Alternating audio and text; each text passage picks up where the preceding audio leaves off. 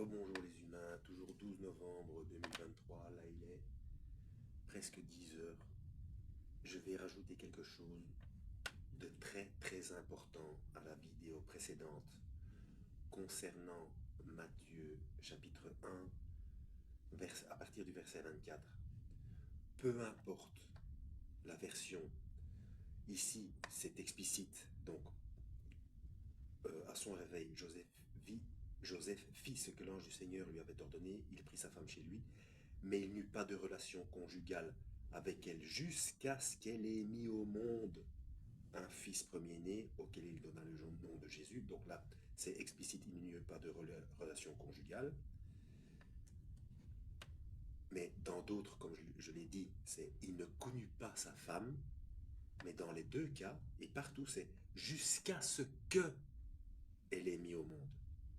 Donc peu importe le mot qu'on met devant pour expliquer les relations, c'est jusqu'à ce qu'elle ait mis au monde. Donc c'est une chose supplémentaire pour dire que une fois qu'elle a été mise au monde, une fois qu'elle ait mis au monde son fils premier-né, il y a relation sexuelle, puisque c'est jusqu'à ce que. Et je vous invite à vous intéresser au texte originel, à la langue originelle. Donc je le répète encore une fois, il ne l'a connue point, il n'y a pas de relation, jusqu'à ce que elle ait mis au monde. Je vais encore le dire, hein, jusqu'à ce que elle ait mis au monde, jusqu'à ce qu'elle ait accouché. Pourquoi est-ce qu'on précise jusqu'à ce qu'elle ait accouché? Ça veut bien dire qu'après, il y a relation sexuelle. C'est clair. En français, en hébreu, en chinois, en martien, en tout ce que vous voulez. Jusqu'à ce que. Donc, et quand on a des relations sexuelles dans un couple pour fonder un foyer, donc on est marié, il n'y a pas de péché. Donc Marie n'est plus vierge. Myriam en l'occurrence, hein, mais bon, elle n'est plus vierge, mais elle était bien vierge avant. Et ensuite, elle a eu des relations normales avec son mari, elle a eu des frères, donc Jésus a eu des frères et sœurs utérins, donc du sort de la mère, mais ce n'est pas péché. Donc, et là, je vais vous, quand même, vous lire Exode. Vous connaissez, certains, beaucoup d'entre vous, vous connaissez, hein, chers catholiques, mais vous êtes en danger, vous êtes en danger. Alors, Exode 20.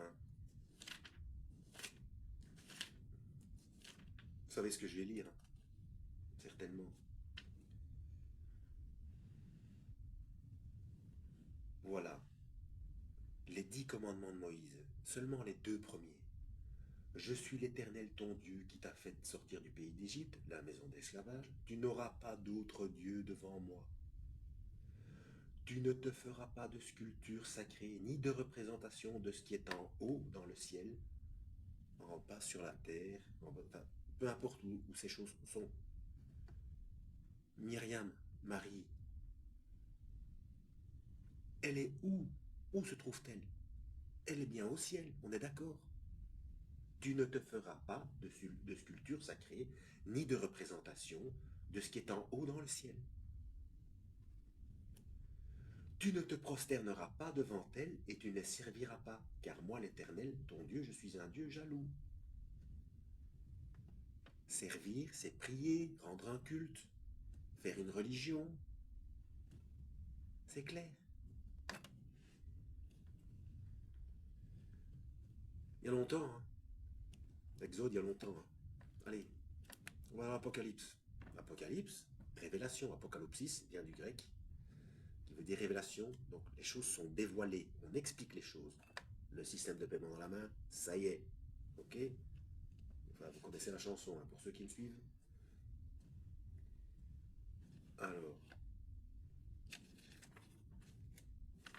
chapitre 9, verset 20. Bon, il y a beaucoup de malheurs qui arrivent, etc. Il y a des génocides, des tueries, etc. Les autres humains, ceux qui n'avaient pas été tués par ces fléaux, ne se détournèrent pas de ce que leurs mains avaient fait. Ils ne cessèrent pas d'adorer les démons et les idoles en or, en argent, en bronze, en pierre et en bois qui ne peuvent ni voir, ni entendre, ni marcher. Et ne se repentirent pas de leur meurtre, ni de leur sorcellerie, ni de leur immoralité sexuelle, ni de leur vol. Donc là, ça englobe tout un tas de populations. Mais bon, ils ne cessèrent pas d'adorer les démons. On a dit, oui, mais la Sainte Vierge, c'est pas un démon. Je vous ai déjà expliqué. Quand vous priez la Sainte Vierge, ce n'est pas elle. Personne n'a le droit. D'ailleurs, je crois que c'est dans Thessaloniciens ou dans Timothée, je ne sais plus. Yeshua, le Christ, est le seul médiateur entre Dieu et les hommes. Le seul. C'est écrit. Donc il n'y a pas, il n'y a pas, il n'y a pas autre chose. Il n'y a pas quelqu'un d'autre, ni autre chose, ni quoi que ce soit. Il y a encore moins des statues de pierre, de bronze, de tout ce que vous voulez.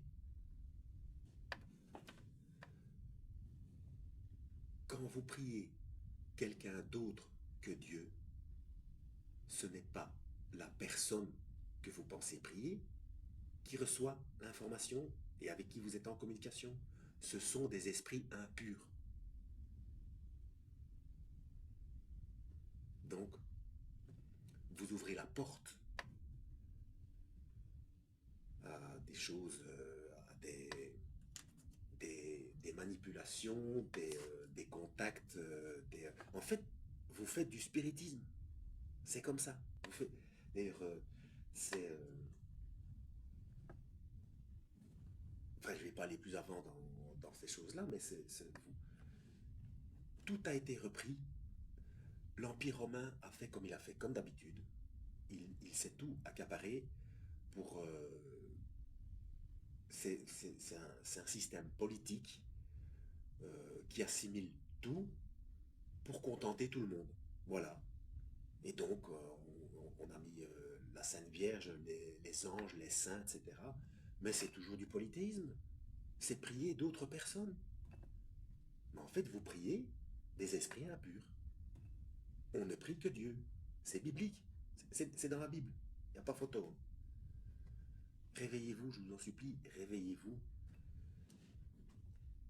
Parce que ce que vous faites, euh, vous désobéissez aux deux premiers commandements. Même si vous faites tout bien pour le reste, vous désobéissez aux deux premiers commandements de Dieu. Voilà. Que Dieu vous guide.